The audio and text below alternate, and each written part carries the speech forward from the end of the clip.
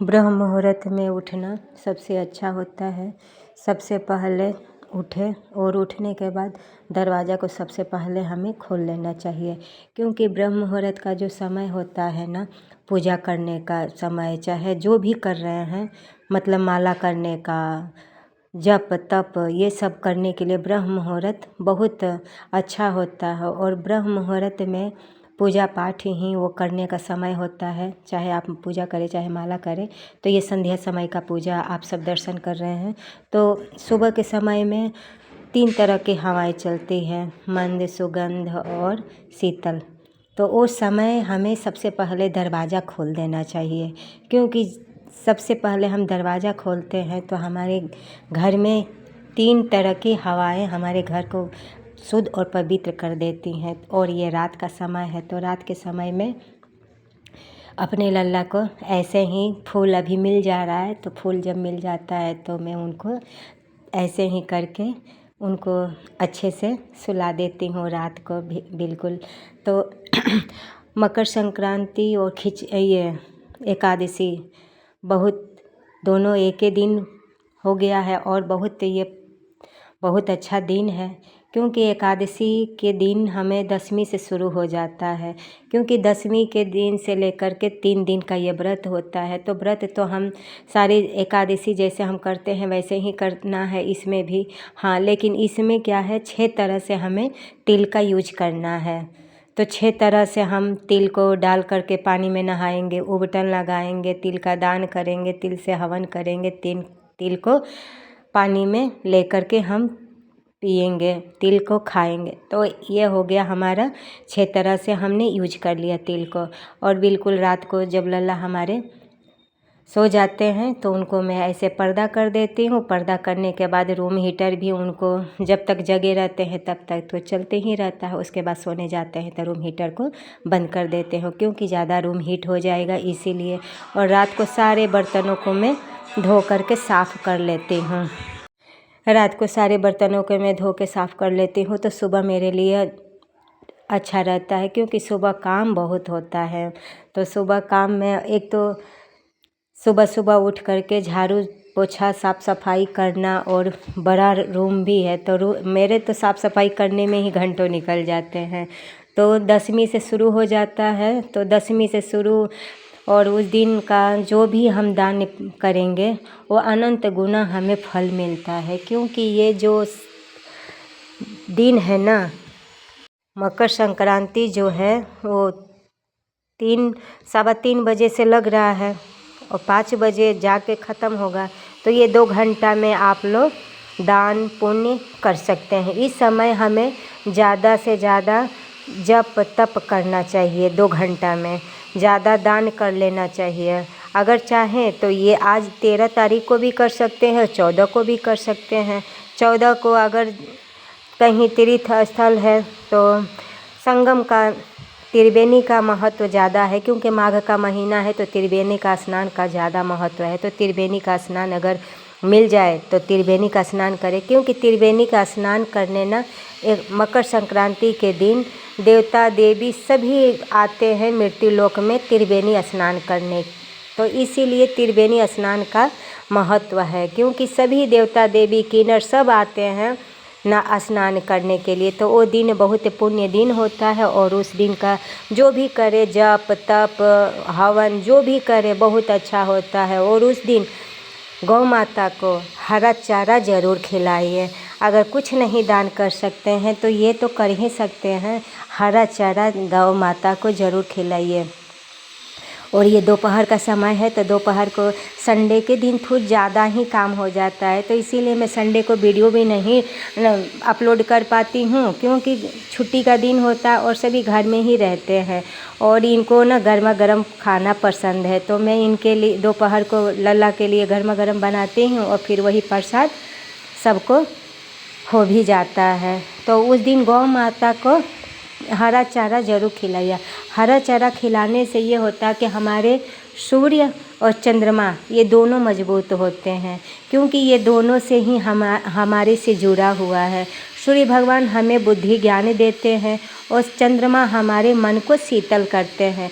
तो जब मन हमारा शीतल रहेगा तो आप समझ सकते हैं कि कितना अच्छा हो सकता है। और बुद्धि ज्ञान होगा तो हम उल्टा कोई काम नहीं कर सकते हैं, है ना। तो इसीलिए हमें इन सब चीज़ों का दान जरूर करना चाहिए। और माघ का महीना है और मकर संक्रांति और खिचड़ी दोनों एक दिन पड़ा है, तो वाह क्या बात है। ये तो मतलब बहुत ही महापुण्य काल है ये, मतलब बहुत मतलब महापुण्य काल है ये। इस समय तो जप तप दान होम जो भी करे अक्षय फल देने वाला है, क्योंकि वो अक्षय फल का मतलब कभी भी आपका जो भी दान करोगे कभी आपका क्षय नहीं होगा। और सूर्य भगवान के दिन जो भी हम दान करेंगे सूर्य भगवान हर जन्म में वो ही हमें लौटाते रहेंगे, क्योंकि जो भी दान हम करेंगे वो अक्षय हो जाएगा। तो इसीलिए उस दिन जो भी करे दिल से करे, क्योंकि कहा गया है ना कि थोड़ा करे ज़्यादा करे, लेकिन हम वो दान जो है दिल से हम करते हैं तो अच्छा भी लगता है। और यहाँ लल्ला को नहला करके मैं चरणामृत में उनका चरणोदक डाल लेती हूँ, और देने के बाद फिर हम सब ये लल्ला का चरणोदक लेकर के दिन की शुरुआत करते हैं। हमेशा मैं ऐसे ही करती हूँ, और हमारे ठाकुर जी को जैसे हमसे भाव होता है वैसे हम उनकी सेवा करते हैं, क्योंकि भाव सबसे महान है, सबसे पहले हमारा भाव है। तो इस महीने हमें ज़रूर कुछ ना कुछ दान करना चाहिए। मकर संक्रांति के दिन खिचड़ी का दान का बहुत महत्व है। तो उस दिन पड़ गया है एकादशी, तो एकादशी के दिन तो हम खा नहीं सकते हैं, ना हम अन्न बना करके हम दान कर सकते हैं। तो सूखा तो दान कर ही सकते हैं, तो सूखा हम दाल कर दे दान, खिचड़ी के लिए चावल दान कर दे। तो ये समय हम दान ये सब कर सकते हैं। गुड़ का दान करने से जो सूर्य है हमारा मजबूत रहता है। तांबा दान करने से और गुड़ दान करने से, ये सब हमारे दान करने से सूर्य हमारे मजबूत होते हैं, क्योंकि सूर्य हमारे बुद्धि के और चंद्रमा हमारे मन के, इन्हीं दोनों से हमारा दिनचर्या है। और काला तिल ग्रह दोष से हमें राहत मिलता है काला तिल दान करने से, और काला तिल बहुत फलदायी भी है। तो इसीलिए इन सब चीज़ों का हमें दान करना चाहिए। गर्म कपड़े दान करने से हमें विशेष पुण्य का फल प्राप्त होता है। तो इसीलिए हमें इन सब चीज़ों का दान आप अपने हिसाब से दान कर ले, और दान कभी भी हमें बता के नहीं करना चाहिए। और ये शाम को जब हम अपने लिए आग जलाते हैं ना, तो लल्ला के लिए भी मैं, उनके रूम में तो हीटर दिन भर चलता है, लेकिन फिर भी मेरा भाव कि हम अगर आग के पास बैठे हैं तो हमारे ठाकुर और ठाकुराइन को भी तो ठंडा लगता होगा। तो मैं उनके लिए ये जो हवन करती हूँ ना, उसी में ला के रख देती हूँ, और रख करके उनको थोड़ा सेकाई कर देती हूँ, क्योंकि हमारे प्रभु ना कोई चीज़ की उनकी कमी नहीं है, सब कुछ भरा हुआ, क्योंकि उनकी लक्ष्मी पत्नी है तो कोई चीज़ की कमी नहीं है। लेकिन हाँ, वो भाव के भूखे हैं, और जो भाव से उनको भजता है ना वो उसको याद करते हैं। तो इसीलिए भाव सबसे पहले रखा गया है। तो इसीलिए हम उनको भी, और ये बेटी यहाँ पढ़ाई करती है, तो ज़्यादा से ज़्यादा हम और ये बेटी दोनों उसी रूम में ज़्यादा से ज़्यादा रहते हैं। मेरा तो काम सबसे ज़्यादा किचन का होता है, और किचन के काम करने से बाद फिर अपने लल्ले के रूम में ही रहती हूँ। अगर कोई भी आता है ना तो मुझे यही 2 जगह में मिलूँगी, या तो किचन में दर्शन होगा मुझे, या तो मंदिर में मुझे दर्शन मिलेगा। तो यही 2 चीज़ें हम दोनों ज़्यादा रहते हैं। सुबह से लेकर रात तक मेरा यही समय निकलता है। और ये सुबह का आप सब दर्शन कर रहे हैं, तो सुबह के दर्शन में हम सुबह ब्रह्म मुहूर्त में उठना मुझे अच्छा लगता है, और ब्रह्म मुहूर्त में उठ करके अपने लल्ला के लिए सेवा करना हमें बहुत अच्छा लगता है। और आज से नहीं, इसमें शुरू से ही वही नियम रखी हूँ, ब्रह्म मुहूर्त में अपने लल्ला को उठाना और उठा करके उनको, क्योंकि रात में सोए रहते हैं, तो रात में सोते हैं तो छोटे से बालक है, तो हमारा भाव यही होता है कि उनको उठा करके फिर उनको भोग लगा दिया जाए, फिर हम अपना दिनचर्या अपना करते रहें। तो हमारा यही नियम है कि हम सुबह उठते हैं ब्रह्म मुहूर्त में, और ब्रह्म मुहूर्त में ही इनकी मंगला आरती और भोग हो जाता है। इतना करने के बाद फिर मैं अपना तुलसी पूजन, सूर्य भगवान को जल देना, ये सब मैं अपना करके फिर आती हूँ। तो इनकी सेवा, स्नान, श्रृंगार और भोग, फिर आरती, ऐसे मेरा दिनचर्या सुबह से लेके रात तक मेरे लल्ला की सेवा मैं ऐसे करती हूँ। तो उस दिन मकर संक्रांति है तो सूर्य भगवान को जल देना बहुत ज़रूरी है। तो उस दिन जल भी दें और उस दिन कपूर का दान, रुई का दान आप कर सकते हैं। तो कपूर का दान और रुई का दान बहुत अच्छा है दान करना, और चंदन का दान, ये सब दान आप कर सकते हैं, ये बहुत अच्छा है। और उस दिन पीपल का पेड़ का पूजन ज़रूर करें, शिव जी का पूजन ज़रूर करें। अगर नदी तालाब में आप कहीं जा रहे हैं तीर्थ स्थल पर नहाने के लिए तो उस दिन ज़रूर ये काम करें। पीपल का वृक्ष अगर मिल जाए तो पूजा करें और भोले बाबा के ऊपर एक मुट्ठी चावल और तिल से उनको ज़रूर चढ़ाएं।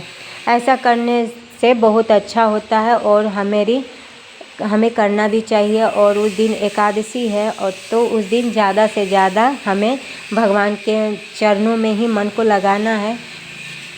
उस दिन हवन भी करना है। तो उस दिन आप सब अपने हिसाब से दान पुण्य कर लेना, क्योंकि दान किया हुआ जाता है तो खुश दिल से करना चाहिए। और दान एक बार कर दिए ना, फिर दोबारा उसका नाम भी नहीं लेना चाहिए, क्योंकि कहा गया है ना कि दान दे तो दाहिना हाथ से दे तो बाएं हाथ को पता नहीं चलना चाहिए। इस तरह से हमें दान करना चाहिए। और दान का जब हम दे करके अब फिर हम पछताते हैं, चाहे हम दूसरे से कहते हैं, तो वो दान हमें फिर वापस मिलने वाला नहीं है, वो उसी समय वो छीन हो जाता है। तो इसीलिए हमें दान करें, बिल्कुल गुप्त दान। आप सब ने भी सुना होगा कि गुप्त दान होता है। तो दान ऐसे करना चाहिए कि किसी को पता न चले, यहाँ तक कि पति भी दान करे तो पत्नी को नहीं पता चलना चाहिए। ऐसे दान होता है और जो दान हम करते हैं वही हमें प्राप्त होता है। तो ये सुबह का लल्ला का दर्शन, श्रृंगार, स्नान, दर्शन तो आप सब कर लिया और ये जा रहा है अब गर्मा गर्म हमारे लल्ला को नाश्ता। तो वही लल्ला हमारे नाश्ता करेंगे। और किचन में हमारे धूप बहुत अच्छा आ जाता है। तो ये किचन में मनी प्लांट में लगा के रखी हूँ, अच्छा लगता है और धूप भी आ जाता है। तो धूप भी सेकाई करती हूँ और लल्ला के लिए अपना नाश्ता भी बनाती हूँ। मुझे अच्छा लगता है, सूर्य भगवान बिल्कुल सामने दर्शन देते हैं हमें। तो ये लल्ला के लिए दही और जो चन्ना का सत्तू होता है ना, उसी की आज मैंने कचौड़ी बना दी अपने लल्ला के लिए गर्मा गर्म सुबह सुबह। फिर नाश्ता कर लेते हैं। फिर नाश्ता करने होने के बाद फिर मैं अपना काम जो है वो तो है ही, क्योंकि हर गृहिणी का ना काम तो छुट्टा नहीं मिलने वाला, और मेरा तो कुछ ज़्यादा ही हो जाता है, सुबह से लेकर रात हो जाता है काम और लल्ला की सेवा करने में। तो यही समय मेरा मिलता है जो थोड़ा बहुत मैं बैठ करके अपने लिए कुछ करती हूँ। तो 1.5 घंटा मैं अपने लिए समय निकालती हूँ। इतने बिजी होने के बाद भी सुबह सुबह जाऊँगी, मॉर्निंग वॉक करके आऊँगी, फिर 1 घंटा मैं अपने सेहत पे योग एक्सरसाइज करती हूँ। यही 1.5 घंटा मैं अपने आप को समय दे रखी हूँ। ये समय मैं किसी को नहीं देती। और उसके बाद मैं अपने लल्ला की सेवा में लगी ही रहती हूँ। तो खिचड़ी का दान का बहुत महत्व है। तो खिचड़ी नहीं हम बना के देंगे तो खिचड़ी के लिए हम सूखा अन्न दान कर देंगे। अगर इतना ही है, नहीं कर सकते हैं, तो आप लोग 14 को एकादशी है, अन्न दान नहीं करना तो 13 को भी आप सब कर सकते हैं, क्योंकि ये महापुण्य काल है 2 घंटा। तो 2 घंटा में आप सब दान कर ले जो भी करना है, लेकिन कुछ ना कुछ दान ज़रूर करें। सब्जी का दान करें, जो इच्छा हो वह वो सब आप दान कर सकते हैं। दान अपनी खुशी से, अपनी इच्छा से करना चाहिए और जितनी सामर्थ्य हो उसी हिसाब से करना चाहिए दान।